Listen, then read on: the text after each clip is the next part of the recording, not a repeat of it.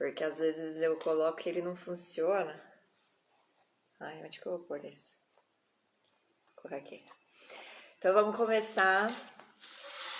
Esse capítulo é cheio de lei, né? Mas ele é cheio de princípio.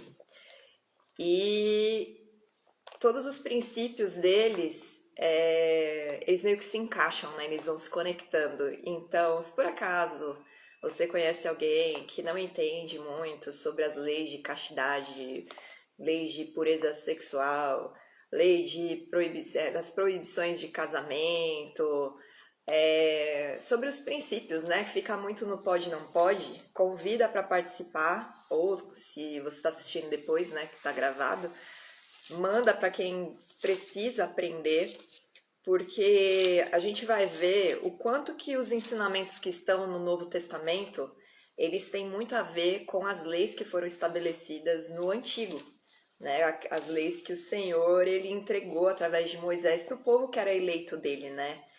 E é importante, porque assim, a gente não cumpre a lei do fazer, né? A prática em si, mas a gente carrega o princípio daquilo que está nesses mandamentos. E quando a gente entende os princípios, viver pelo Espírito é muito mais fácil e é muito mais simples e leve do que viver querendo lutar contra o pecado do jeito que as pessoas falam, se você fizer isso, você vai pro inferno, se você não entender, se você não abrir mão disso, você não vai ser abençoado. As pessoas estão sempre colocando peso na lei de Deus, como se a lei fosse maldita. E, na verdade, existia maldição quando se transgredia a lei do Senhor. Mas a bênção que ela carrega, ela continua até hoje. Então, todo o cumprimento de mandamento que você vive, né, que você exerce na sua vida, você está trazendo a bênção de Deus para a sua vida. E é isso que a gente vai ver hoje e entender como carrega princípios, todas essas leis aqui que a gente vai ler. Só que eu não vou conseguir falar os 14 itens hoje. Então, a gente vai dividir ao meio, a gente vai ler até as leis de tecelagem, só que acompanha tudo. Se você queria, na verdade, aprender mais sobre os itens que ficaram para depois, continua assistindo, porque todos esses itens, eles estão relacionados, como eu falei no início, com os últimos. E para construir a tua ideia, para construir o teu entendimento, para você aprofundar o conhecimento, é bom você acompanhar desde o princípio, porque na semana que vem, quando a gente for abordar os outros itens, você já vai ter tudo na mente, vai ser mais fácil para você assimilar. E eu creio que o Espírito do Senhor, ele traz vida e ele ministra nos nossos corações, né? Então, uma palavra que a gente aprende hoje, ela cresce ao longo dos dias e depois ele vai acrescentando mais e mais. Então, fica aí acompanhando, tá? Manda aí para quem vocês quiserem, compartilha no History se quiser, compartilha pelo direct, faz qualquer coisa, mas manda para as pessoas aprenderem, porque o que mais está faltando na igreja do Senhor é conhecimento dos princípios do Eterno para viver uma vida abençoada, né? Porque todos os princípios eles trazem bênção, como eu falei. Então a gente vai começar falando acerca do que se perdeu, as leis, né? A lei que foi determinada, a ordenança, o comando que foi determinado para aquilo que se perde, né? E esse trecho ele está nos 4 primeiros versículos do capítulo 22 de Deuteronômio e diz assim: Vendo extraviado o boi ou a ovelha de teu irmão, não te furtarás a eles, restituí-los-ás sem falta a teu irmão. Se teu irmão não for teu vizinho ou tu o não conheceres, recolhê-lo-ás na tua casa, para que fiquem contigo até que teu irmão os busque e tu lhes restituas. Assim também farás com o seu jumento, e assim farás com as suas vestes. O mesmo farás com toda coisa que se perder de teu irmão e tu achares, não te poderás furtar a ela. O jumento que é de teu irmão, ou o seu boi, não verás caído no caminho, e a eles te furtarás, sem falta o ajudarás e levantá-lo-á. Então aqui a gente tem um mandamento, né, que compõe os 10 mandamentos, que é o não furtarás, mas a gente também tem O segundo mandamento mais importante que Jesus ele ensina, né, para os homens, que é amarás ao teu próximo como a ti mesmo. E por que isso? Porque quando você vê algo perdido, no mundo as pessoas falam o quê? Ah, achado não é roubado. Esse é o ditado popular que o mundo dita, né? Que o mundo vive com base nesse ditado. Mas nós que somos eleitos do Senhor e que caminhamos debaixo da reta justiça do Senhor, a gente aprende que aquilo que é achado deve ser guardado e devolvido, porque não é nosso. E se a gente retém aquilo que não é nosso, nós estamos roubando, mesmo que você não tenha conhecimento de quem é o dono. É que nem hoje em dia, né? As pessoas encontram um cachorrinho perdido, o que elas fazem? Elas anunciam no Facebook, anunciam, né? Põem classificado, avisa, encontrei um cachorrinho perdido, se você é o dono, me procura, meu contato é esse. E a gente deveria fazer isso com qualquer coisa. E vai além esse princípio, porque ele também é um princípio de não se vingar. E a gente vai ler Levítico 19, no versículo 18, que diz o seguinte: Não te vingarás, nem guardarás ira contra os filhos do teu próximo, mas amarás o teu próximo como a ti mesmo. Eu sou o Senhor. Jesus ele resumiu todos os mandamentos nessa lei que estava em Levítico, né?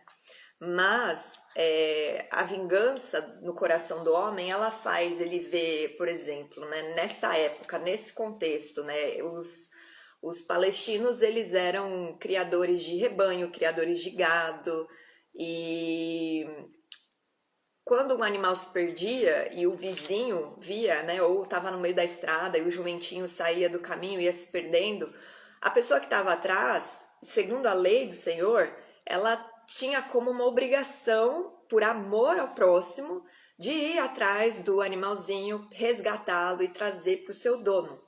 E por que isso? Isso demanda tempo, você vai gastar o seu tempo fazendo isso, você vai ter trabalho, mas você com isso está expressando generosidade. Generosidade não é só você ser caridoso, a generosidade é você também doar o seu tempo. O amor, ele é uma entrega, a gente já aprendeu no Ahavá, né, no Raiz, que amar é você se doar para o próximo sem querer nada em troca. Então você doa o seu tempo, você doa o seu esforço físico, você doa aquilo que você tem de melhor para ajudar uma pessoa que está com um bem dela perdido. Então, Mateus 7,12, Jesus disse o seguinte: Tudo quanto, pois, quereis que os homens vos façam, assim fazei-o vós também a eles, porque esta é a lei e os profetas. Então, Jesus estava trazendo esse princípio para aquela época, né? Para o primeiro século. Ele estava trazendo esse princípio, ele estava resgatando esse princípio que sempre teve na Torá, que sempre teve ali, só que os fariseus se esqueceram, os saduceus se esqueceram, o povo que morava em Samaria, na Galileia, estava muito afastado disso. Jesus ele estava restaurando o que as leis e os profetas ensinaram, porque a instrução do Senhor ela sempre foi para o bem do povo, ela nunca foi para trazer peso, nunca foi para condenar, ela sempre foi para trazer vida, porque as leis que o Senhor estabeleceu, elas são da sabedoria dele, né? Ele não precisa seguir leis, porque nele não há pecado, nele há somente integridade e perfeição e justiça, mas nós fomos corrompidos pela desobediência de Adão, o pecado entrou no mundo e nós nos corrompemos na carne, então nós precisamos reaprender, né? Na verdade, aprender, porque nós fomos desligados, nós já nascemos com o nosso espírito morto, sem conhecimento da verdade, sem conhecimento da justiça do Senhor. Então, através de Jesus, a gente aprende esses princípios. E você quer algo que as pessoas te tratem bem? Você gostaria, provavelmente, que se você perdesse um celular, a pessoa não pegasse para ela e fosse fazer dinheiro com o seu celular. Você gostaria que fosse devolvido, porque você teve que trabalhar para ganhar esse celular, ou você ganhou de uma pessoa querida, mas ele é teu, é tua propriedade. E você gostaria de reavê-la. E a gente deve ser assim com as pessoas. Quando a gente encontra algo perdido, então, Isso não entra só nos animais, né? Mas qualquer bem, inclusive tá aqui, até a capa, né? Se você encontra a capa do seu vizinho, você deve guardar e reavê-la. Então a gente deve carregar esse princípio de ser generoso com o nosso tempo. Eu vou desviar o meu caminho para pegar aquela coisa perdida? Vai, porque na verdade, quando você cumpre um mandamento pequeno do Senhor, você está revelando o seu caráter diante dele. Tem também um ditado muito conhecido no meio do mundo, que é aquele você é o que você é quando ninguém está vendo, né? E a gente tem que se lembrar que os olhos do Senhor, eles estão sobre nós continuamente, o tempo todo ele está vendo e observando, e o nosso caráter ele é provado o tempo todo. Então, com pequenos mandamentos, com pequenos princípios que a gente cumpre debaixo da reta justiça do Senhor, nós seremos abençoados. Ele está vendo, e o Senhor ele é galardoador, ele é recompensador daqueles que o buscam e caminham com ele na reta justiça, né?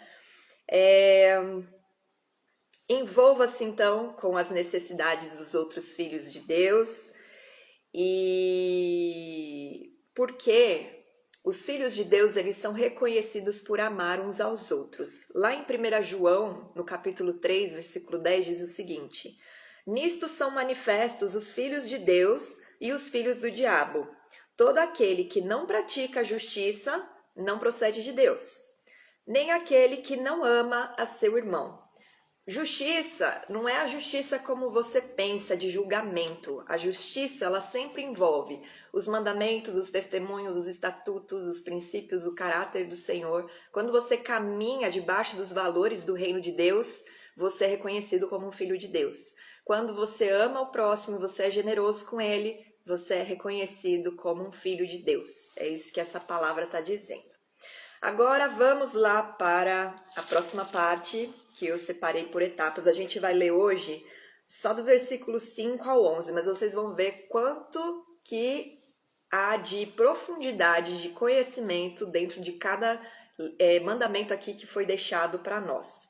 A mulher não usará roupa de homem, nem o homem veste peculiar à mulher, porque qualquer que faz tais coisas é abominável ao Senhor teu Deus.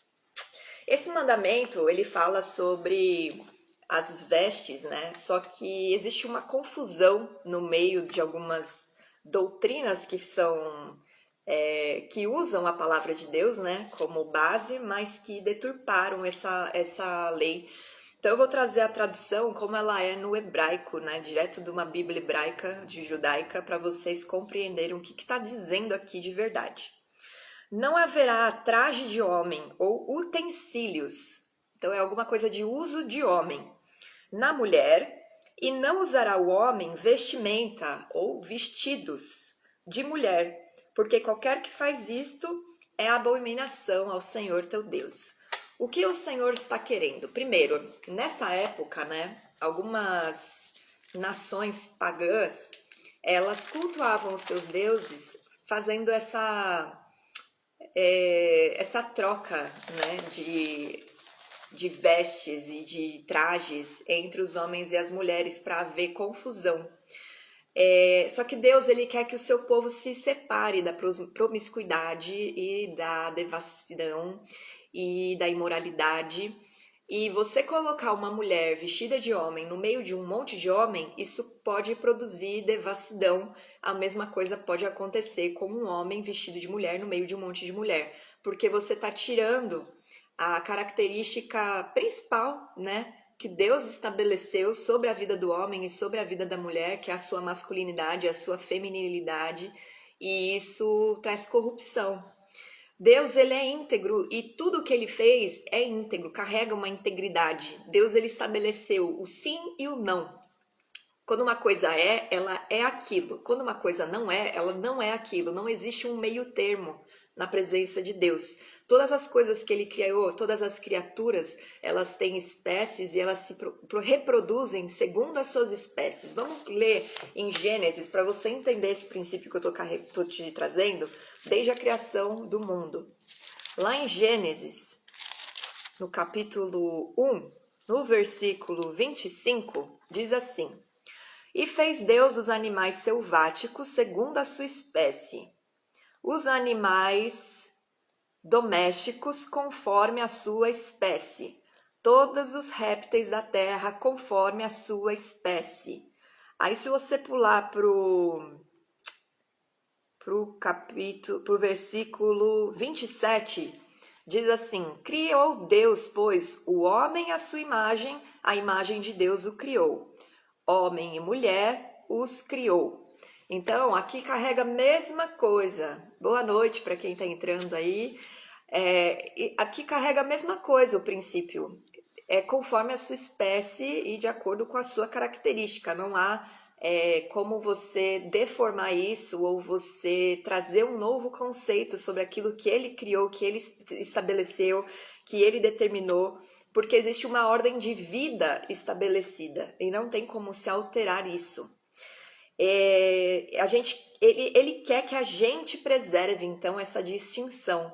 Essa distinção, a gente vai ver que ela não é só para o homem e para a mulher, mas sobre as sementes, sobre os tecidos, sobre até a forma de lavrar a terra. A gente deve trazer essa distinção para preservar o homem da corrupção da carne. O homem, então, não pode se vestir de mulher para se misturar a elas, e a mulher não pode se vestir de homem para misturar-se com ele. Lá no Midrash, né, que é a literatura judaica, eles vão explicando, né, as lacunas que às vezes as pessoas encontram nas leis, né, que não tem explicação isso, por que eu tenho que fazer isso, ou como eu devo fazer isso. Esse Midrash, ele explica, né? Os rabinos, eles fizeram uma coletânea, na verdade, das leis orais e deixaram escritas depois da queda do segundo templo. Então, a gente pode usar esse Midrash com sabedoria, sempre pedindo discernimento do Senhor, para compreender algumas leis, alguns princípios que ele estabeleceu para o povo de Israel, porque a gente tem que se lembrar que foi dado ao povo de Israel a sabedoria e o conhecimento de Deus. Eles foram incumbidos de explicar os princípios, o reino, apresentar Deus como criador da humanidade para os outros povos. O fato do coração da maioria estar endurecido não tira o mover de Deus sobre a vida deles e a sabedoria que foi dada a Moisés para escrever as leis e aos profetas para escrever o livro dos profetas. E naquele tempo ainda não existia Jesus, então toda a lei oral ela foi ensinada com base pelo Espírito. Já haviam sábios, já haviam os juízes. Então a gente não pode jogar no lixo todo o ensinamento dos judeus só porque o coração deles hoje está duro. Pelo contrário, a gente deve aprender com eles e buscar do Senhor aqueles que realmente têm a sabedoria, porque a gente sabe que em qualquer meio, né, tanto o meio cristão como o meio judaico, existem falsos mestres, existem falsos profetas. Então a gente deve buscar sempre a direção do Senhor, mas aquele que está buscando conhecimento e revelação da verdade, o Senhor entrega. E nesse Midrash, nesse Midrash, então, diz que as armas são consideradas artigos masculinos. Portanto, mulheres são proibidas de carregar armas. As espadas na época e armas, hoje em dia, armas de fogo. Em Juízes, no capítulo 4, você vai se lembrar, né, que no tempo da juíza Débora disse esqueci o nome dele agora, disse pro rapaz lá, comandante do exército, que estava com medo de ir para a guerra, de que uma mulher venceria a batalha, né? Deixa eu pegar aqui Juízes 4, versículo 17.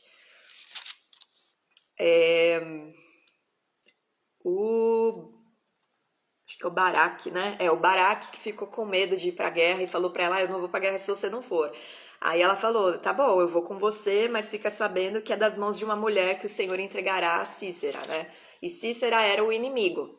E aí Cícera foi parar na casa de um queneu, na verdade, que o nome era Eber, e a sua mulher Jael é que matou o Cícera. E ela matou como? Com a estaca da tenda e um martelo. Então, os sábios, né, que escrevem o Midrash, eles falam que ela fez isso para obedecer o cumprimento da lei, que ela não poderia carregar uma arma, né, carregar um traje de homem. Baruch, tá escrito Baruch aqui. Baruch é o que escreveu as profecias de Jeremias, Cleiton. O Baruch é o que era o comandante aqui na época do tempo dos juízes. Então é isso, e também as mulheres até hoje elas são proibidas de carregar armas e participar do exército, né? A Torá ela proíbe que as mulheres participem do exército de guerras. E porque isso, né, leva àquela mistura que leva à devassidão. A gente tem que se lembrar que o ambiente de guerra é um ambiente hostil, é um ambiente onde o instinto humano ele está aflorado e era uma pergunta? Então respondi de qualquer jeito. É, voltando, calma.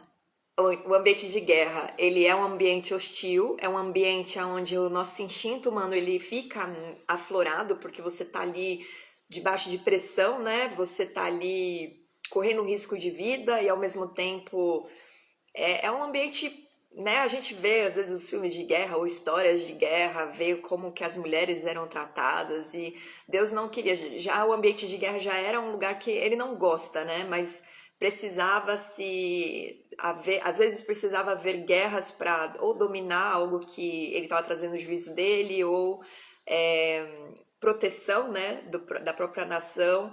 Então ele não queria que houvesse ainda mais corrupção ali, devassidão. Então ele proibiu que as mulheres fossem para a guerra por isso. Não é uma questão de a mulher é frágil, nada disso. É uma questão de proteger a vida, proteger o ser humano de si mesmo, né?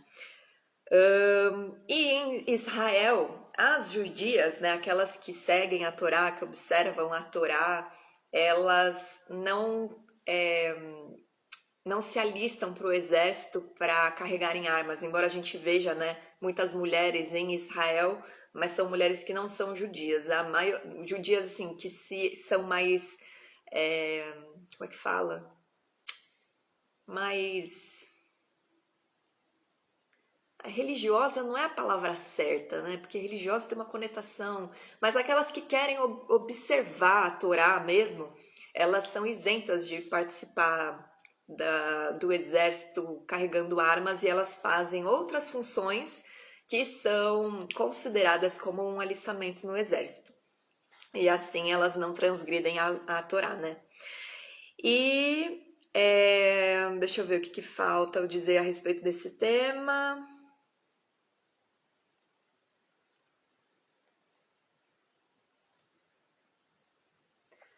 Há evidências, então, que o travestimento, né, que esse lance eu falei no início, mas não sei se entrou alguém depois, há evidências que esse lance das mulheres usarem trajes de homens e os homens usarem vestimentas de mulheres, eles eram usados para cultos, né, de divindades pagãs e por isso e Deus ele estava sempre querendo purificar o povo e separar o povo deles de qualquer prática pagã porque ele era o Deus deles, ele não queria nenhum tipo de corrupção.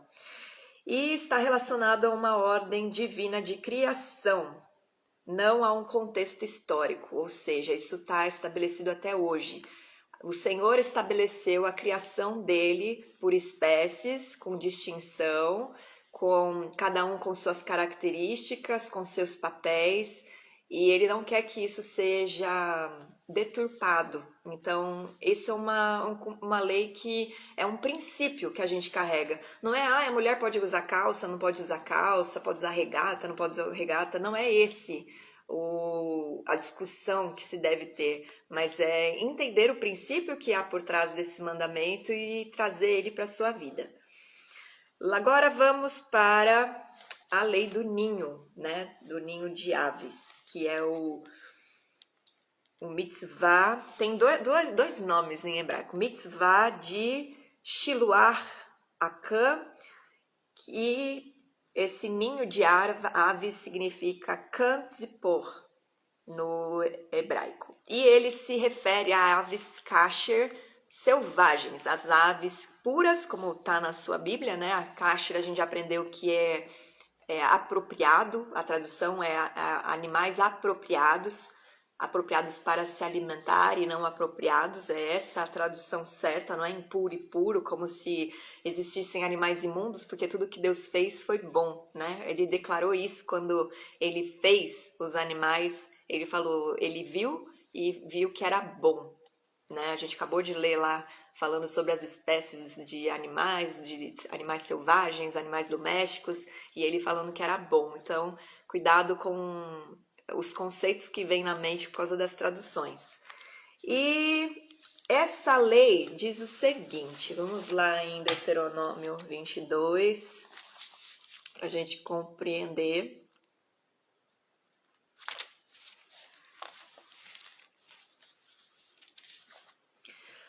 Se de caminho encontrares algum ninho de ave, nalguma árvore ou no chão com passarinhos ou ovos, e a mãe sobre os passarinhos ou sobre os ovos, não tomarás a mãe com os filhotes. Deixarás ir livremente a mãe e os filhotes tomará para ti, para que te vá bem e prolongues os teus dias. Qual princípio carrega esse mandamento de se não pegar um ovo com a mãe ali? Lembre-se que isso é para aves selvagens kasher, não é para a galinha ou pato que é criado dentro de casa. Isso é para animais selvagens. E por que Deus estabeleceu essa ordenança? Existe um princípio de honra à maternidade no reino de Deus, né? Porque há uma ligação da mulher com aquilo que ela gera, com o filho que ela gera, e os animais também têm essa ligação. E também há a honra com a criação do eterno. Tudo aquilo que Deus criou, ele considera bom, tudo aquilo que tem vida, nós devemos preservar a vida. Tanto que a gente já aprendeu em outros capítulos, né, do estudo de Deuteronômio, que existe até uma forma certa de você matar o animal para sacrifício e para se alimentar dele, para que não haja sofrimento. Provérbios 12, versículo 10 diz o seguinte, e aí a gente vai entender um pouquinho melhor sobre esse princípio que carrega essa lei. O justo atenta para a vida dos seus animais, mas o coração dos perversos é cruel. Então, aquele que caminha na justiça de Deus, porque o justo é aquele que caminha na justiça de Deus, ele cuida dos animais, ele é atencioso, ele tem cuidado, ele tem zelo, ele tem amor, ele evita o sofrimento do animal, mesmo que seja um animal que ele vai se alimentar. Em Levítico 22, em 2 versículos, a gente tem a ordenança sobre o sacrifício e a gente vai ver o zelo de Deus com os animais. Não podia ser sacrificado no mesmo dia e ao mesmo tempo filho com mãe. Vamos lá para Levítico, no capítulo 22.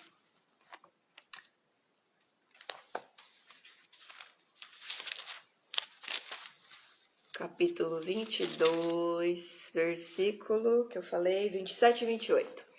Quando nascer o boi, ou cordeiro, ou cabra, 7 dias estará com a mãe.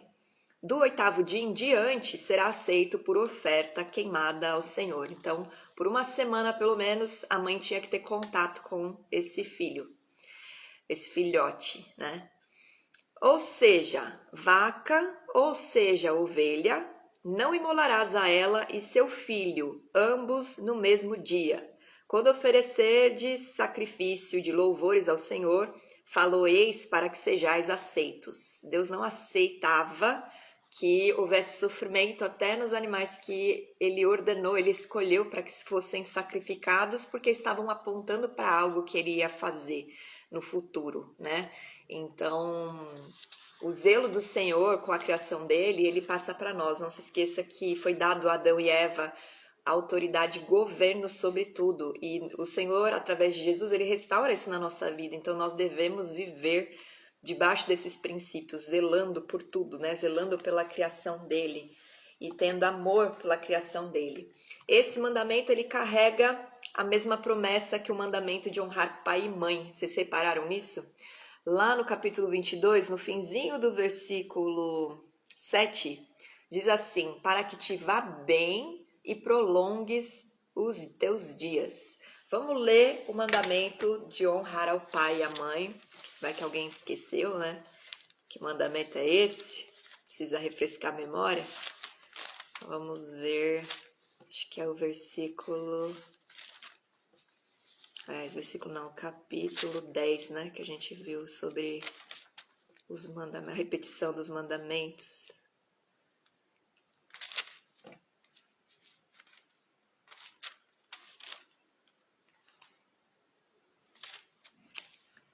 Cadê? Não é, é capítulo 5. Capítulo 5, no versículo 16. Honra a teu pai e a tua mãe, como o Senhor teu Deus te ordenou, para que se prolonguem os teus dias e para que te vá bem na terra que o Senhor teu Deus te dá. A mesma recompensa, ela é dada, a bondade de Deus também fica patente, né? Exatamente. Fica muito patente. E a gente vê que ele quer que a gente expresse essa bondade dele, né? Ele quer ensinar a gente a ser a sua imagem e semelhança de fato. Então vocês estão vendo que a mesma recompensa, né? Para que prolonguem os teus dias e para que te vá bem na terra. E o fato de você poupar o sofrimento de uma mãe, de um animal, de uma ave, traz sobre você a mesma bênção quando você honra a tua mãe e o teu pai. E todo o cumprimento dos comandos, né? Toda vez que você cumpre um princípio do Eterno, um mandamento dele, um comando dele, um preceito, um testemunho, quando você vive isso, você está cumprindo coisas com a mesma relevância diante do Senhor, seja um mandamento pequeno, seja um mandamento mais difícil, porque se você comparar, você honrar seu pai e sua mãe é mais difícil do que você espantar uma ave do ninho para você poder pegar o ovo, né? É bem mais difícil, porque isso envolve o teu relacionamento, as tuas emoções. Às vezes a mãe fere, às vezes a mãe, ela não foi uma boa mãe, e mesmo assim a gente deve honrar por conta de princípio. E só que diante do Senhor, os dois têm a mesma relevância. Aquele que exige o teu esforço, aquele que não exige o teu esforço, não exige tanto assim o teu esforço, só exige que você se lembre do princípio. Eles, diante do Senhor, eles têm a mesma relevância. Eles vão e por que isso? Porque Deus não quer que você cumpra princípios dele, que você ande na justiça dele para ter recompensa, simplesmente. Ele quer que você faça porque é a vontade dele. Então, o servo, ele faz por vontade de agradar o Senhor, né? Para fazer a vontade do seu Senhor. O servo, ele não faz por causa do salário que ele vai receber como recompensa, ainda que ele saiba que exista uma recompensa. Então, o nosso coração ele deve se mover assim. Eu vivo os princípios do Senhor, eu ando debaixo da sua reta justiça, eu vivo os seus mandamentos, não porque eu quero ser recompensado, mas porque eu quero viver a sua vontade para agradá-lo, porque a vontade dele, ela é boa para mim, ela gera vida e ela expressa o amor de Deus, ela expressa aquilo que ele é, e eu quero ser como ele, né? Existe algo, né, no oculto, aí é para quem gosta de ir mais fundo, né, e descobrir aquilo que as leis apontam sobre Jesus, porque a gente já viu, né, que foi dito a respeito de Jesus nas leis de Moisés, no livro dos profetas e nos salmos, e essa lei, ela tem a ver, né, não é que ela é extremamente associada, mas muito da palavra do Senhor, que é simbólico e representa algo que é mistério, né? Que é algo que é revelado somente àqueles que o buscam. Eu vou falar por cima, porque se eu entrar no tema, a gente vai passar aqui 1h30, 2 horas, pegando literatura e destrinchando textos, e vai ser muito denso para quem ainda não carrega muito, né, dos princípios do Senhor. Então, eu só vou trazer para aqueles que querem buscar mais conhecimento, depois vocês vão atrás. Mas esse ninho, ele representa da onde o Messias viria. E o ninho é Belém, que é uma cidade pequena de Judá, né? Era uma cidade considerada desprezada, e ali também foram enterrados ossos de Raquel, e nós temos alguns trechos em Jeremias e que Jesus até cita sobre a Raquel lamentar que os seus filhos foram mortos, né? Acho que Malaquias também fala isso, se não me engano. Eu não anotei aqui, eu acho. Mas está relacionado com essa questão de você cuidar do ninho e da ave e tudo mais. É uma coisa mais profunda, eu não quero entrar aqui muito em detalhes, porque senão eu vou tirar o foco assim de trazer os princípios, vai trazer muita informação nova, mas já havia esse conhecimento no meio do povo de Israel, né, daqueles que conheciam a Torá, estudavam a Torá, e existe uma outra literatura no meio do povo judeu, que é o Zohar. Ele está ligado ao cabalismo, as ideias cabalistas, eu não gosto muito de estudar isso porque eu acho que há muito misticismo, mas ali você vê como que eles já tinham esse conhecimento de que o Messias viria de Belém, eles falam sobre a estrela, eles declaram várias coisas e muita coisa a gente vê se cumprindo nos evangelhos de Mateus, de Lucas, né, que retratam a vida de Jesus. Mas é só para trazer essa compreensão para vocês que dentro da cultura judaica, né, do meio do povo, dos sábios, muita coisa das leis apontam para o Messias e eles sabem disso. E você deve orar para que eles possam ter revelação de que Yeshua é Mashiach, o Jesus é o Cristo, porque a palavra de Deus precisa se cumprir no povo dele para que ele venha, para que Jesus venha, né? Em Gênesis 36, versículo 31, a gente tem aqui um relato de Esaú cumprindo esse mandamento. Vamos lá só ver o que fala. Gênesis 36, versículo 31.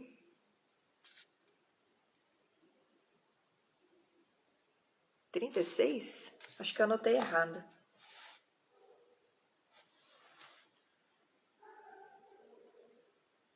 Bom, em Gênesis 36, 31, na verdade, Paz mostra o Esaú, né, a sua descendência e o reinado deles na terra de Edom. E a gente vê que esse povo foi preservado lá, né, quando o povo de Israel saiu do Egito, né, ia passar, as montanhas de Seir estavam ocupadas pelos descendentes de Edom, que é Esaú. E ele era caçador, né? Então, os sábios dizem que ele poupou a vida das aves, ele guardava esse mandamento, por isso ele foi abençoado. E também é um princípio, né, de se proteger a fonte de alimento, porque quando você protege a fonte de alimento, isso também é sabedoria judaica, você antecipa a produção de mais crias para o futuro. Então, o Senhor te faz próspero quando você cuida da criação dele, quando você cuida até do que é tua fonte de alimento.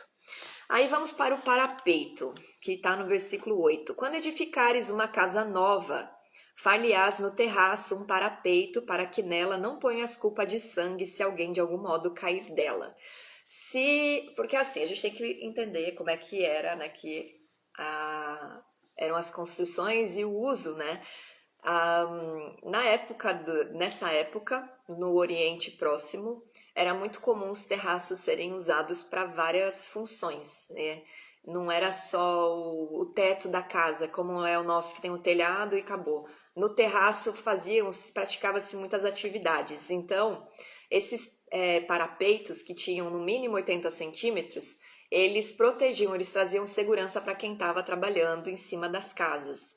E muitos servos também trabalhavam em cima dessas casas. Então era uma forma de se proteger a vida, porque a gente tem que lembrar que toda a Torá, o fundamento dela é proteger e dar vida, né? E Deus é um Deus de vida em abundância. Então tudo que ele estabelece é para guardar a vida. A gente vê que não é só a vida do homem, né? A vida de toda a criação na terra, ela é preservada e ela é guardada e cuidada através do cumprimento dos princípios do Eterno. Então, esse era um princípio para proteger a vida daqueles que trabalhavam no terraço, né, nos telhados, e também proteger o dono da casa de não ter a culpa do sangue, né, porque seria um homicídio culposo, né, sem intenção de matar. E para que não houvesse esse tipo de acidente que fizesse com que ele saísse da sua casa, tivesse que morar lá numa cidade de refúgio para se proteger do vingador de sangue, ficar longe da família, que a gente já aprendeu sobre esses mandamentos, né? E você vê como cada mandamento ele é conectado ao outro, né? Nenhum mandamento é à toa. não são ordens, não faça isso, não faça aquilo. Você vê que existem princípios conectados, né? Sempre ligados à justiça do Senhor e à vida. Então, para proteger o dono da casa e para proteger a pessoa que estivesse nesse terraço, o Senhor estabeleceu, então, esse mandamento sobre o parapeito.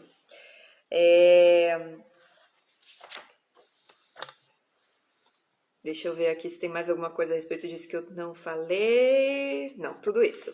Agora eu vou falar sobre os três últimos eu vou falar tudo junto, porque estes mandamentos aqui, sobre o semear, sobre o lavrar a terra e sobre a tecelagem, né, os estofos, eles são conectados.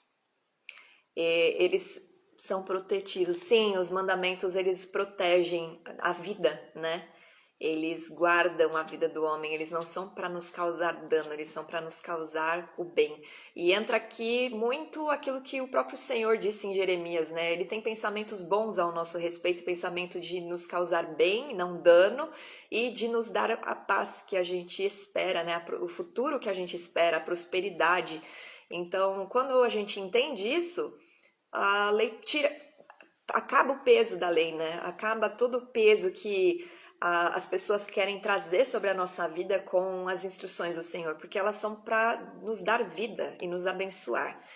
Aí eu vou ler aqui para vocês, então, do 9 ao 11, diz o seguinte: Não semearás a tua vinha com duas espécies de semente, para que não degenere o fruto da semente que semeaste e a messe da vinha. Não lavrarás conjunta de boi e jumento. E o 11, não te vestirás de estofo de lã e linho juntamente. Então você está vendo aqui que aquele princípio, né, sobre a ordem da vida, ele estabelece nas sementes, né, na vinha, ele estabelece para lavrar uma terra e ele estabelece para se produzir um tecido. E a gente vai entender por que e como esses princípios eles são importantes, e os ensinamentos de Jesus e dos apóstolos, eles carregam muito dessas três leis aqui. A gente acha que são coisas separadas, mas não. Então vamos prestar atenção.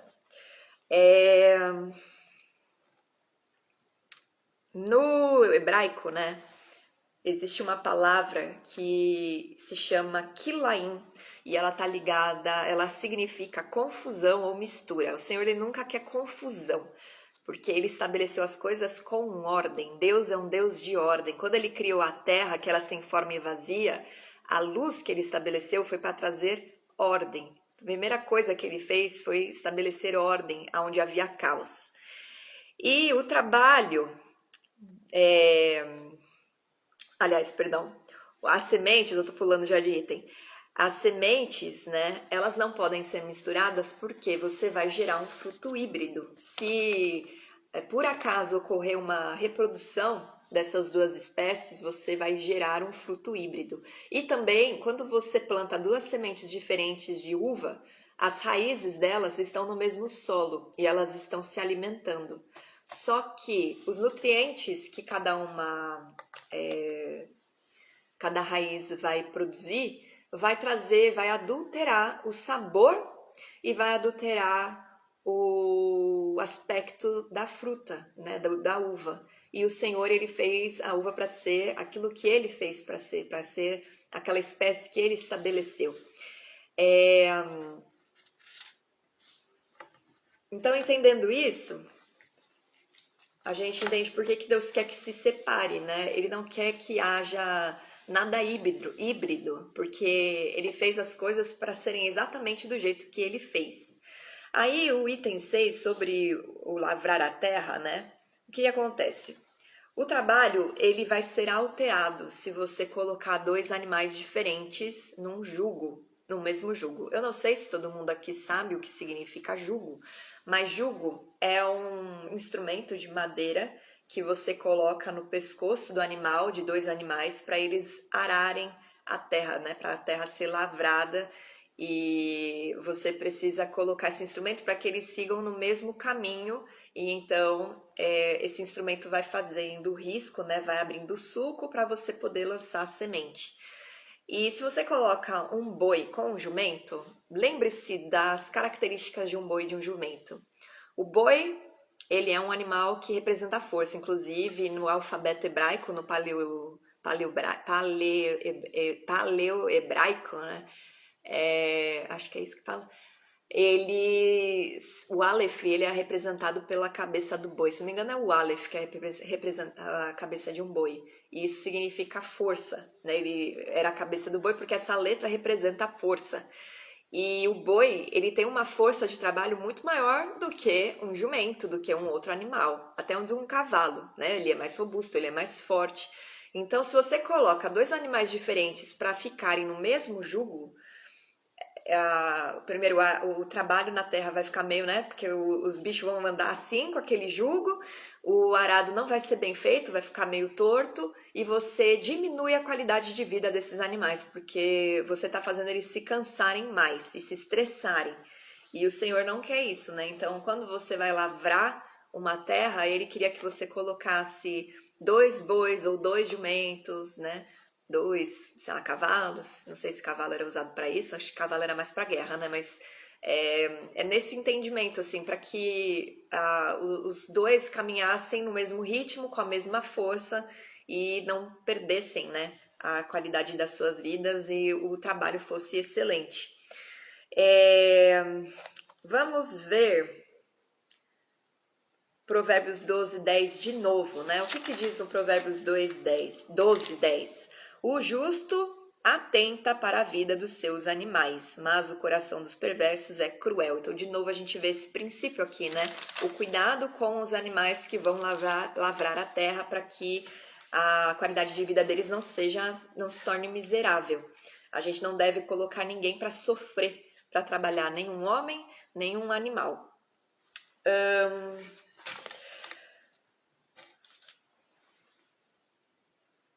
Depois a gente tem a lã, né? Não te vestirás de estofo de lã e linho juntamente. O que carrega aqui? A lã, ela é um fio de origem animal e o linho é um fio de origem vegetal. São duas espécies distintas e quando você une essas duas espécies, você, na verdade, tá enfraquecendo o tecido, o estofo, né? Porque a trama ela não vai se unir. Quando você pega um fio único e você faz a tecelagem, esse tecido ele fica resistente porque os fios se combinam, eles se entrelaçam com mais firmeza, eles se prendem e você tem um tecido mais resistente. Por isso que o linho é um dos tecidos mais nobres e caros que existem, né? E a lã, a mesma coisa. A lã, ela aquece melhor se você só tecer fios de lã. E quando você une os dois, você vai ter um tecido então de má qualidade e um tecido que não tem resistência. Então tudo, né, tem um princípio espiritual, mas tem um princípio ali por trás que é para proteção do homem. Porque se você imagina no frio de Israel, eu não sei se vocês conhecem um pouco de geografia, entendem um pouco sobre o clima dos países, mas Israel tem as 4 estações muito bem definidas. O inverno deles é um inverno pesado, é um inverno mesmo, né? Então, imagina só se o israelita resolvesse para diminuir o trabalho dele ou para baratear o custo, misturar um fio de lã com outro fio como fio de linho. Ele ia ter um tecido fraco, né, que não ia conseguir carregar coisas, porque eles usavam os tecidos para carregar muitas coisas, né? E eles iam ter um tecido que não aquece. Então eles iam passar frio. Então Deus estava protegendo eles também, protegendo a vida deles também nessas estações com essas ordenanças. Agora, essas 3 leis, elas se unem, né? Existe uma junção sobre a semeadura, o lavramento e a tecelagem. E qual que é a junção?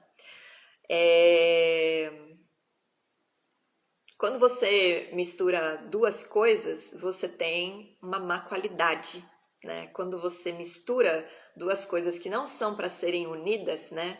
Que são para serem preservadas separadamente e serem multiplicadas e produzidas separadamente, você está sempre trazendo uma má qualidade e diminuindo o tempo de vida, né, das coisas, inclusive. E isso a gente traz para a nossa vida. Por quê?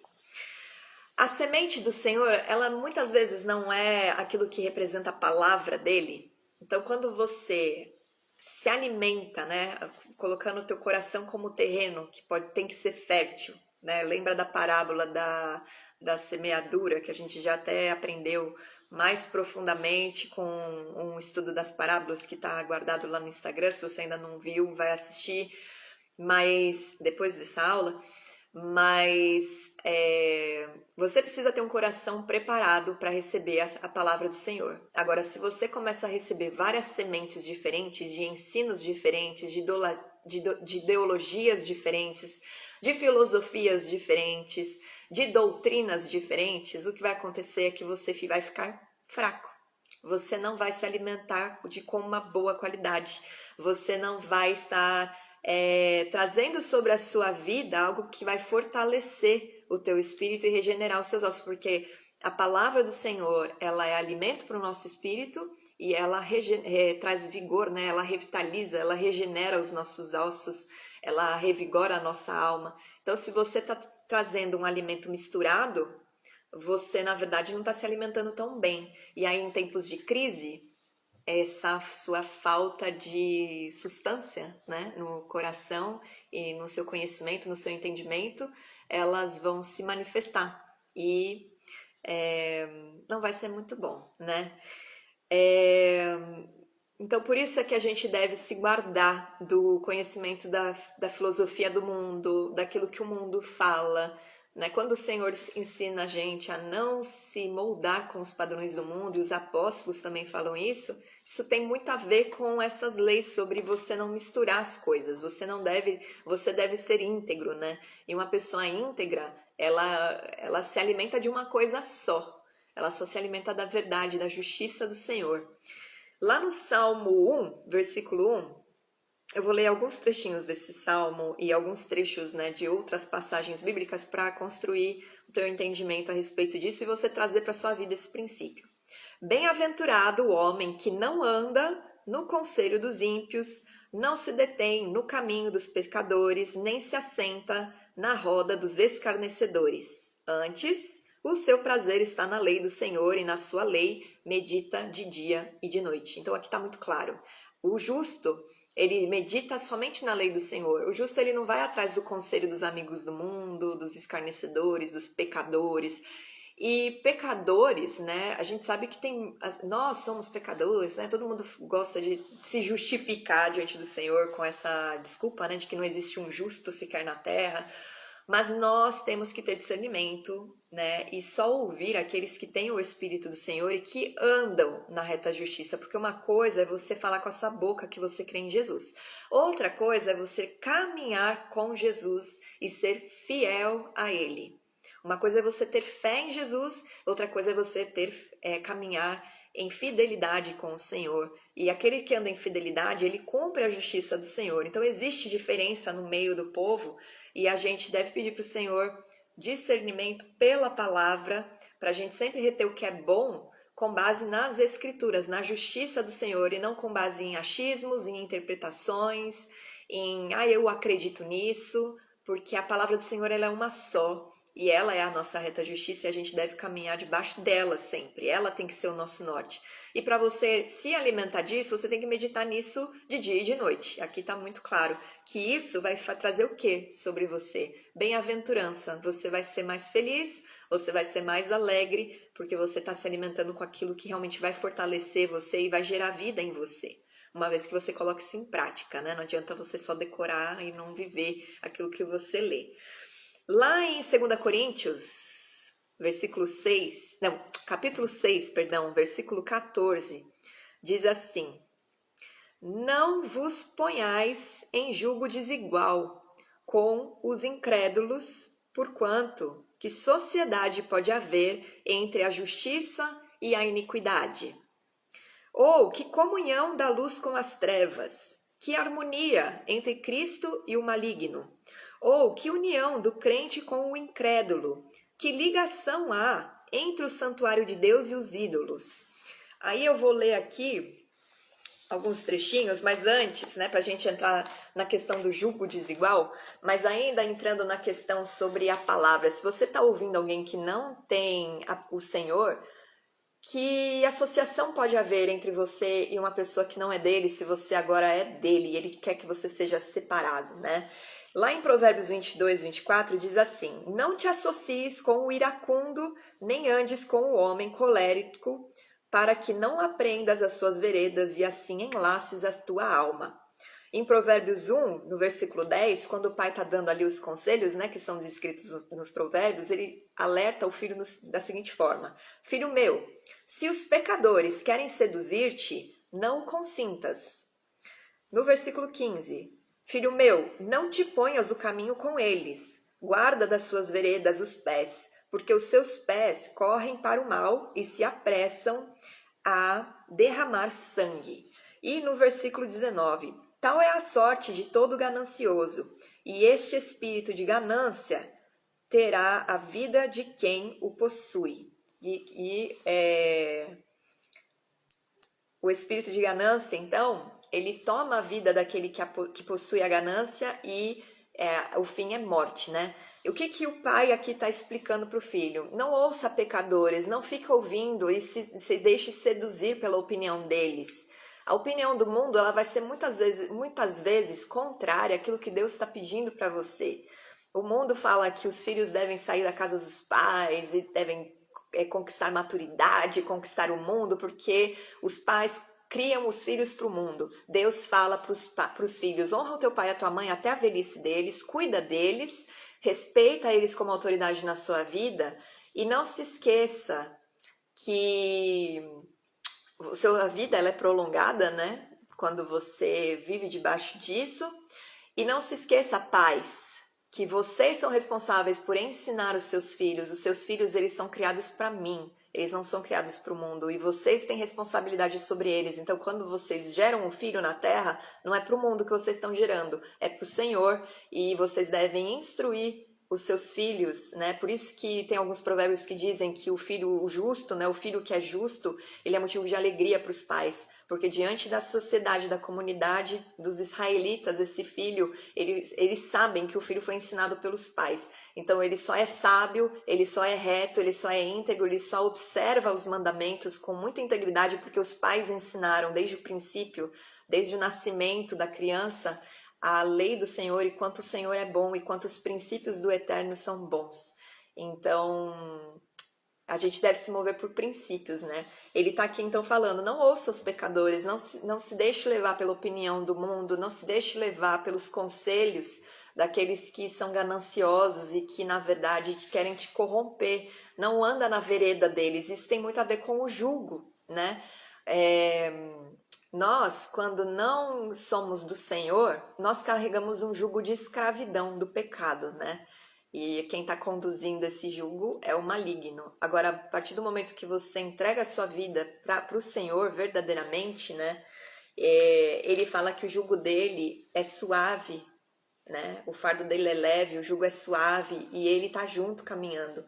Então, nós não podemos nos colocar debaixo de um jugo, caminhar com pessoas que, na verdade, não têm conhecimento da palavra ou são fracas na fé, né? A gente deve ajudar essas pessoas a amadurecerem, mas a gente não pode caminhar junto com elas. A gente deve discernir com quem a gente caminha, com quem a gente divide a nossa vida, porque é como se você fosse o boi, né? Se você está caminhando na reta justiça e você se colocasse do lado de um jumento, não de uma forma pejorativa, não estou querendo xingar ninguém, mas na fraqueza, né? Você tá com força e você se coloca do lado de uma pessoa fraca. O teu caminhar, ele não vai ser bom. O que você vai produzir no meio da sua caminhada, ele não vai ser bom. E a gente deve se lembrar que tudo que a gente faz, existe a lei da semeadura e da colheita. Então, com quem você tá andando, também vai trazer muito resultado pro teu futuro, né? E muitas vezes essa pessoa nem ela não é tão influente na sua vida, não é um cônjuge, não é uma pessoa muito ligada, mas o fato de você se associar e ouvir os conselhos dela, isso pode trazer peso para sua vida e pode fazer com que você até caminhe com o Senhor, mas com uma qualidade, né? Você não vai produzir os frutos que o Senhor quer que você produza. Aí, vamos ler lá no 2 Coríntios, no capítulo 6, um trechinho para a gente entender quem a gente é para o Senhor agora, né? Porque primeiro os mandamentos, as leis, elas foram dadas para o povo de Israel, mas nós fomos enxertados na oliveira, né? Então, os princípios que foram ensinados para os judeus, eles valem para a nossa vida também, uma vez que a gente também é povo santo do Senhor. E em 2 Coríntios, vamos ler o finzinho desse trecho aqui.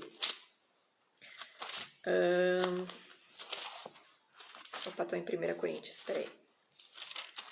2 Coríntios 6. No finzinho do versículo 16 diz assim: porque nós somos santuário do Deus vivente, como ele próprio disse. Habitarei e andarei entre eles, serei o seu Deus e eles serão o meu povo. Por isso, retirai-vos do meio deles, separai-vos, diz o Senhor, não toqueis em coisas impuras e eu vos receberei. Serei vosso pai e vós serei para mim filhos e filhas, diz o Senhor Todo-Poderoso. Aí o primeiro versículo do capítulo 7 só. Tendo, pois, ó amados, tais promessas, purifiquemo-nos de toda impureza, tanto da carne como do espírito, aperfeiçoando a nossa santidade, que é a nossa separação desse mundo, né? Não é pra gente ser santinho, com a auréola na cabeça, é para nós nos separarmos de tudo que é do mundo que está corrompido, pra gente andar nessa integridade com o Senhor, no temor do Senhor, porque o temor é o princípio da sabedoria, e aquele que adquire sabedoria busca o entendimento, e aquele que tem entendimento se afasta do mal. Isso é o que a palavra diz. E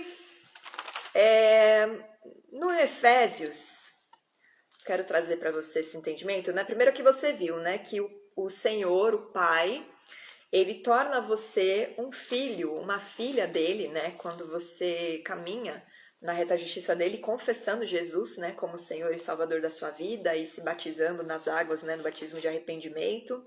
E lá em Efésios 2, no versículo 19, diz o seguinte a respeito de você, que era estrangeiro, que era um gentil, né, um idólatra. Assim, já não sois estrangeiros e peregrinos, mas concidadãos dos santos, e sois da família de Deus. Então, toda a lei, ela é para você também, porque você é um concidadão de Deus. E tem um salmo até que fala sobre o cidadão, né, dos céus, como ele se porta. Eu não vou lembrar agora onde está, qual que é o capítulo exato. Depois vocês procurem na internet, dá um Google e procura o cidadão do reino dos céus. Aí vai aparecer um salmo que descreve como o cidadão do reino dos céus ele se comporta. E ele anda na justiça do eterno. Então, a lei passou. Não, você foi adotado para participar de uma família que já existiam regras, que já existiam princípios, que já existiam ordenanças para você viver, para você ser abençoado. Não é para trazer peso, não é para trazer, se você não cumprir isso, você vai ser maldito. Não, porque Jesus tirou o pecado da lei, tirou a maldição da lei quando ele tirou o pecado, né, do mundo, mas ele tirou o pecado do mundo no sentido de morrer injustamente e vencer a morte, né? O maligno ainda continua dominando aqui na terra, mas sobre a vida daqueles que confessam Jesus, o pecado já não tem mais poder, né? Você só peca quando você quer, quando você permite com que a sua carne corrompida prevaleça.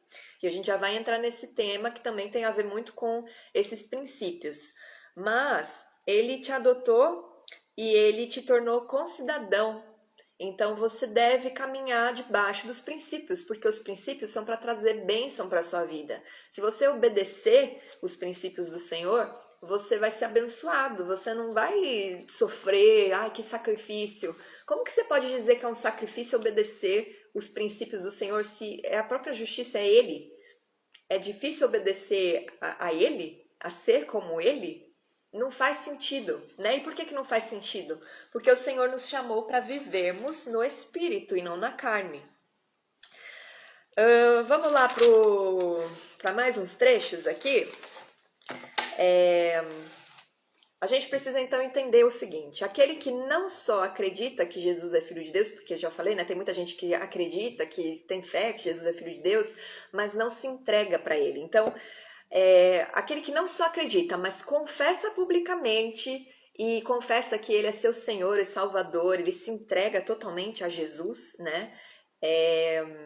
E se batiza no batismo de arrependimento, consciente do que está fazendo, que está morrendo para o seu velho homem, morrendo para si, abandonando, né, o pecado, esse recebe uma nova vida e é uma nova criatura. E como nova criatura, é revestido da luz de Jesus. Então não dá para você ser uma velha criatura e uma nova criatura ao mesmo tempo. Não dá para você misturar lã com linho, não dá para você semear o seu terreno com duas sementes, não dá para você caminhar em jugo desigual com uma pessoa fraca, né, que não tem o conhecimento da palavra, que não anda na reta justiça. Não é só pelo motivo dos caminhos serem diferentes, mas porque você não vai conseguir caminhar bem. Vai sempre ter alguém te puxando, né, te atrapalhando, ao invés de você crescer e trazer, preparar o terreno do teu coração para receber uma boa semente, você vai estar lá, às vezes com buracos passando, né, porque o arado não vai ser perfeito. Mateus 9,16, a gente vai ver que Jesus ensinou sobre esse princípio. Ninguém põe remendo de pano novo em veste velha, porque o remendo tira a parte da veste e fica maior a rotura. E no 17, nem se põe vinho novo em odres velhos, do contrário, rompem-se os odres, derrama-se o vinho e os odres se perdem. Mas põe-se vinho novo em odres novos e ambos se conservam. O princípio é o mesmo, né? O mesmo princípio da lã e do linho serem misturados. Não dá, porque você vai enfraquecer e isso vai trazer um rompimento, ruptura. Uma espécie não consegue ter parte com outra. Você é uma nova criatura, teu velho homem tem que estar no passado enterrado, junto com o seu pecado lançado no mar do esquecimento. Você não deve ficar trazendo o seu passado para o seu presente. 2 Coríntios, capítulo 5, versículo 17 diz: E assim, se alguém está em Cristo, é nova criatura, ou criação. As coisas antigas já passaram, eis que se fizeram novas. Você precisa crer que você é uma nova criatura e viver com esse entendimento. A renovação da mente, ela é para isso. É para você ter essa consciência de que você é uma nova criatura e que você deve viver debaixo dos princípios do Senhor. João 3,3, Jesus respondeu a seguinte coisa: em verdade te digo que se alguém não nascer de novo, não pode ver o reino de Deus. Ou seja, se você fica nessa dualidade, né, nessa briga interna de querer viver o velho homem com o novo, tentar encaixar as coisas que você gosta na sua vida nova e não querer abrir mão do passado ou de coisas do passado, pessoas do passado, você não tem o reino de Deus, que é isso que fala aqui. Você não vai poder vê-lo. Em verdade, é Jesus que está falando, né? Então não tem nem como a gente tentar argumentar contra, né? Falar, não, mas essa pessoa interpretou errado. Jesus que está falando. Em verdade te digo que se alguém não nascer de novo, não pode ver o reino de Deus. E João, no mesmo capítulo, versículo 5, respondeu Jesus: em verdade te digo que quem não nascer da água e do Espírito não pode entrar no reino de Deus. Então, precisamos passar pelo batismo de arrependimento para poder receber, né, também o Espírito de Deus, para receber essa nova vida, e então nós seremos selados para receber o reino de Deus. Isso não é uma doutrina de igrejas, isso não é um costume, um ritual quando você é pequeno, isso deve ser feito conscientemente, né, com consciência do que você está fazendo, é um batismo de arrependimento. Então você precisa ter consciência do que você está se arrependendo. E isso vai trazer sobre você o reino de Deus e o teu acesso a esse reino. E no versículo 6, o que é nascido da carne é carne, o que é nascido do Espírito é Espírito. Se você nasceu no Espírito, você deve andar no Espírito. E por que a gente precisa viver no Espírito? João 6,63, Jesus explica que o Espírito é o que vivifica, é o Espírito que dá vida. Antes de nós nascermos de novo em Cristo, nosso espírito estava morto. Por isso que a Bíblia ficava esquisita de ler, a gente não entendia nada, a gente achava que era um livro cheio de regra, né? Um livro cheio de história da carochinha para muitas pessoas, porque é preciso o Espírito para vivificar a palavra e trazer o entendimento e a compreensão daquilo que está oculto aos homens e só é revelado àqueles que Deus quer revelar. Então, se você está aqui ouvindo o ensino e tendo entendimento e teus olhos estão se abrindo, é Jesus revelando, porque Ele escolheu revelar para você a verdade. É o Espírito que vivifica, a carne não produz nada que se aproveite. Então, tudo que você faz pela carne, você faz para a morte, porque ela só gera morte, ela não produz nada para a vida. Tudo que você faz no Espírito, debaixo da justiça do Senhor, vai trazer vida e vida e abundância para você. As palavras que eu vos tenho dito são Espírito e são vida. E Jesus traz essa verdade depois, né? Em Romanos 8, dos versículos 5 a 8, diz que quem é dominado pela carne não pode agradar a Deus. Como o tempo está curto, eu vou ler bem rapidinho, mas já está acabando. Tem só mais alguns versículos, mas é muito importante esse estudo para a gente entender como que a lei do Senhor ela realmente é eterna e ela ainda está se cumprindo, ela ainda rege o mundo, ela ainda rege a nossa vida. E quanto mais a gente conhece, mais bênção sobre a nossa vida a gente traz, né? Porque o Senhor ele é galardoador e Ele é galardoador daqueles que o buscam.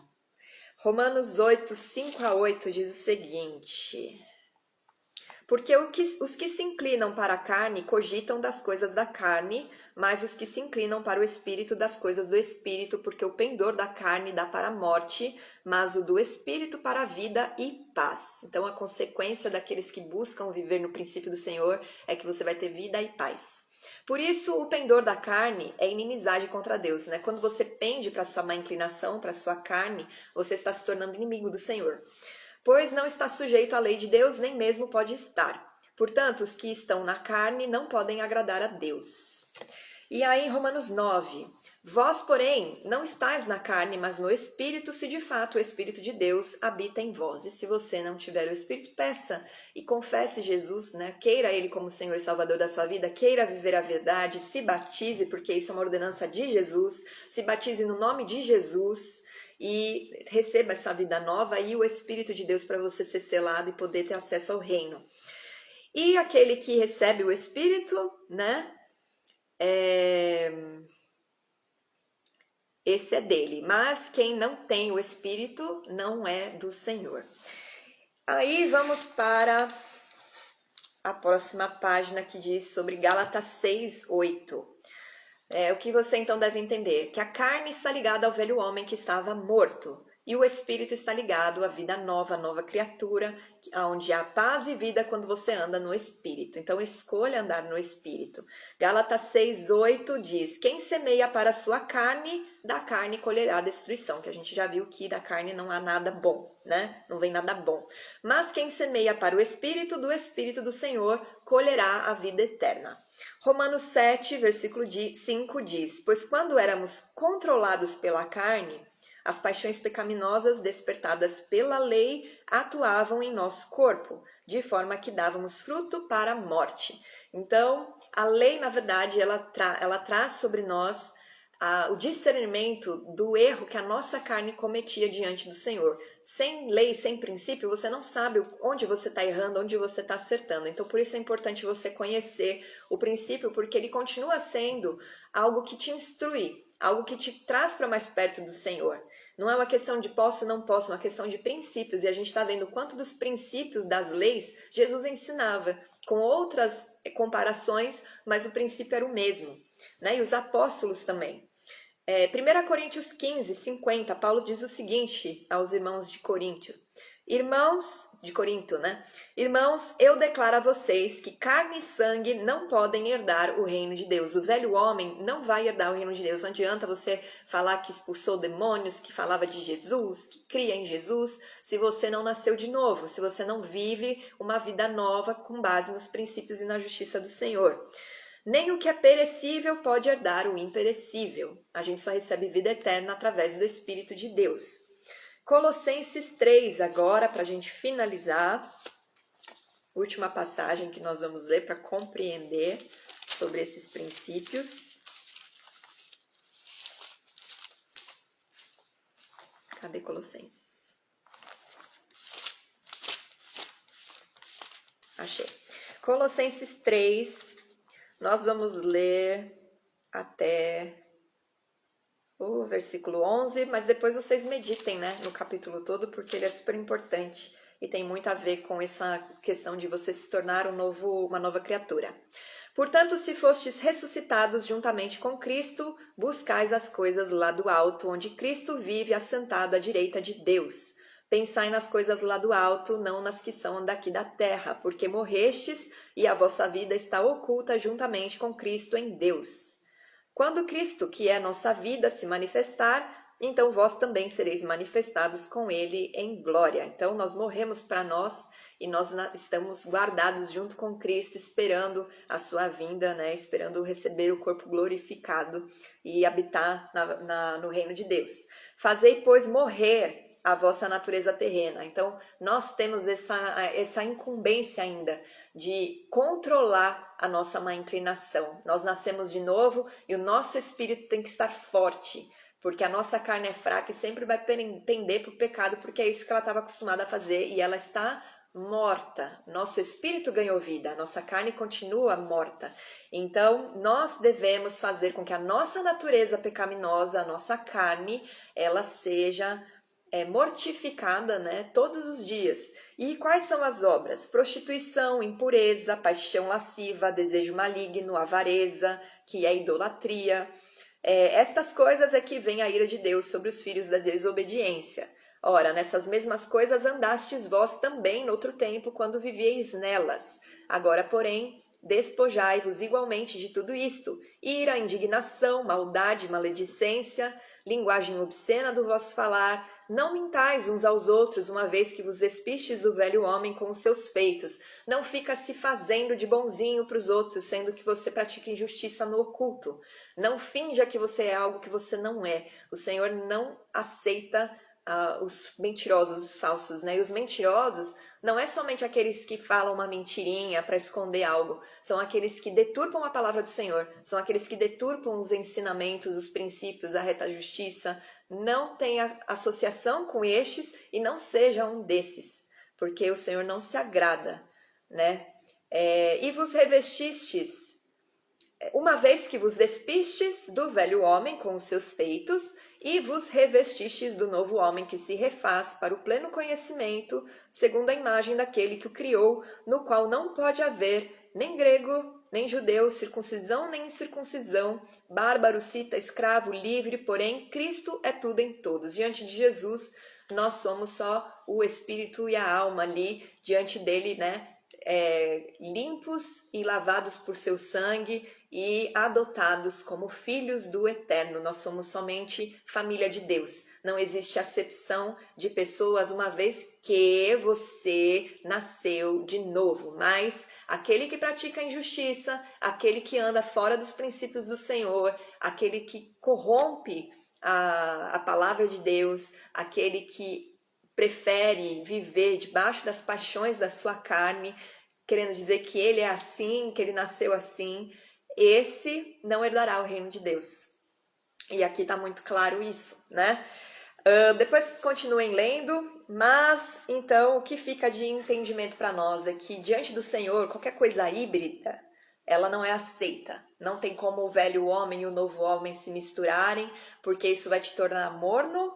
E em Apocalipse 3, versículo 16, Jesus disse o seguinte: assim, porque você é morno, não é frio nem quente, estou a ponto de vomitá-lo da minha boca. Então, não é legal você tentar ficar trazendo o seu velho homem para sua vida nova e tentando carregar coisas do seu passado e tentando justificar o seu pecado, o seu erro, porque na verdade o que você está fazendo, né, é transgredindo a lei, porque pecado é transgressão de lei, é errar o alvo, a gente já aprendeu sobre isso.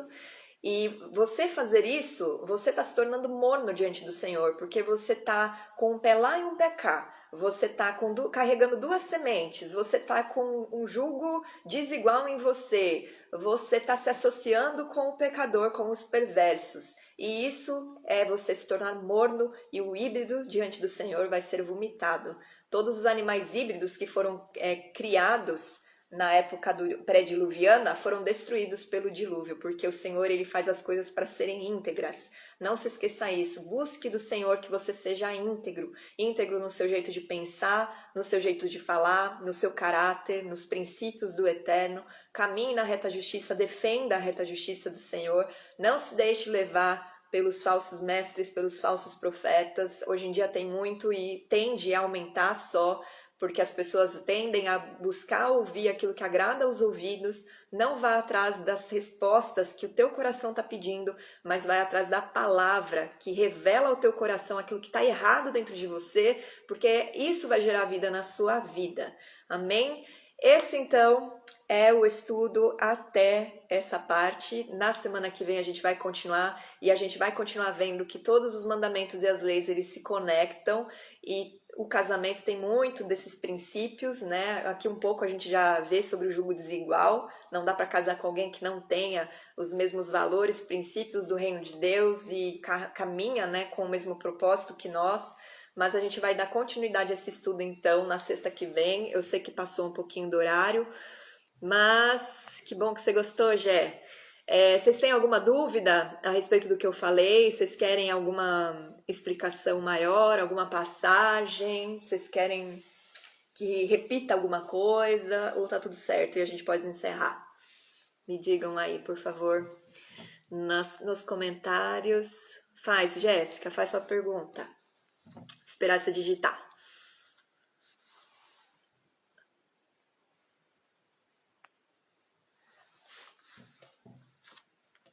Mas é muito lindo, né? O livro de Deuteronômio, enquanto a Jéssica tá mandando as mensagens aí de pergunta, o livro de Deuteronômio ele é muito importante para a gente compreender o Novo Testamento, né? A nova aliança, o novo pacto, seja lá como você chama a vinda do Messias, né? E o cumprimento das promessas em Jesus.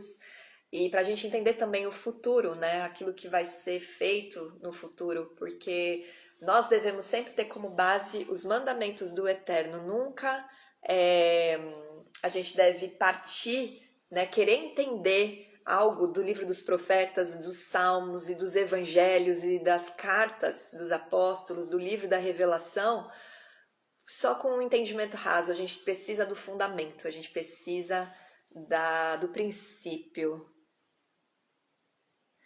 Mário, o que tu acha da ideia de deixar de comer carne devido aos maus tratos aos animais? Ou comer só de procedência sem maus tratos? Você precisa de carne. Deus ele estabeleceu a carne até por conta do espírito. Você precisa da carne para fortalecer o teu espírito. Isso é algo meio que difícil de explicar assim, mas o Senhor, ele só estabeleceu o consumo da carne depois do dilúvio, porque os animais e a terra foi santificada, né? Foi a maior purificação que a terra passou. E o alimento com a carne, ele fortalece teu espírito. Então, não é o principal alimento, mas ele é importante. Aí o ideal é você comer de algum lugar que não tenha maus tratos, né? Existem pequenos produtores que eles não maltratam como os grandes produtores, e aí é só você se informar. Os judeus, eles têm uma alimentação que eles chamam esses animais de kasher, né? E eles têm açougue, não sei se nem se diz açougue, né? Mas eles têm lugares próprios que vendem o alimento kasher. Eu acho que eles não vendem só para judeu. Eu acho que você sendo uma gentia, né, comparada com eles, porque eles ainda não têm essa unidade com a gente, né? Um dia terão, em nome de Jesus. Mas eu acho que eles atendem um gentil que queira se alimentar de forma kosher, né, de forma apropriada. Então, é uma forma de você não deixar de comer carne, peixe, ave, sem comer de um produtor que não seja íntegro, né, na hora de cuidar do alimento, de fazer, né, de produzir a carne e tudo mais, tá? Mais alguma pergunta?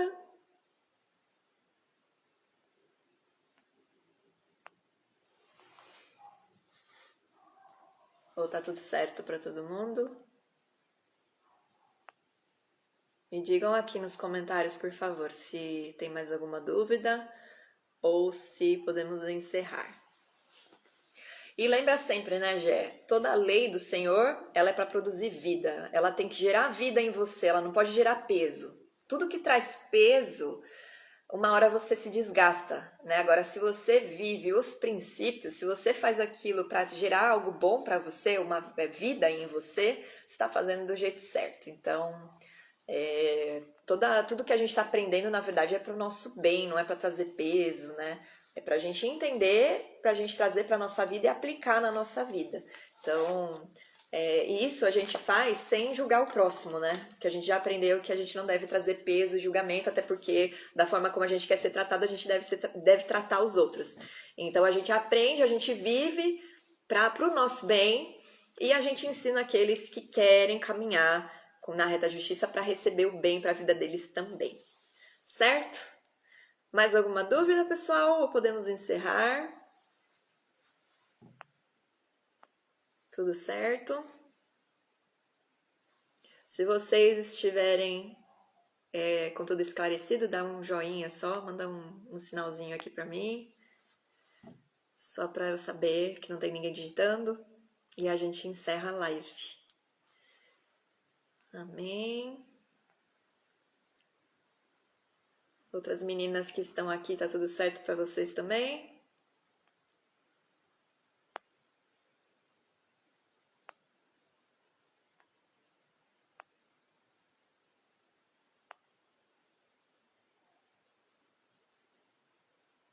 Bom, não sei se podem digitar, né? Às vezes a pessoa tá ouvindo e não pode digitar. Mas é isso então, tá bom? Qualquer dúvida que rolar aí, manda lá no direct, manda por mensagem se precisar, esclarecer e compartilhem, né? Essa live eu vou deixar salva e vou salvar no YouTube também, que daí qualquer pessoa que quiser assistir que não tem Instagram pode acessar lá. E aí compartilha porque tem bastante ensino aqui, né? Até ensino para as pessoas entenderem o porquê, né, da nova criatura e como caminhar nessa nova criatura. Isso é muito importante. E é isso. Jesus abençoe muito a vida de vocês. Final de semana cheio de paz e de alegria. E na sexta que vem a gente continua o estudo do capítulo 22, então, de Deuteronômio. A gente fala sobre a lei de castidade, que é pureza sexual, na verdade, né? Castidade parece ter um peso nessa palavra. Pureza sexual, sobre os matrimônios, sobre adultério, sobre o tzitzit, sobre o tzitzit que Jesus usava. Eu vou mostrar para vocês que ele usava um tzitzit quando ele estava na Terra ensinando.